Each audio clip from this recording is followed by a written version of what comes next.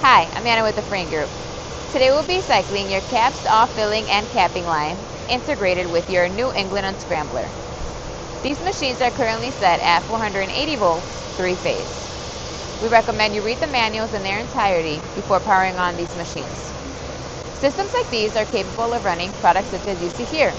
Today we will be running this product at 48,000 per shift.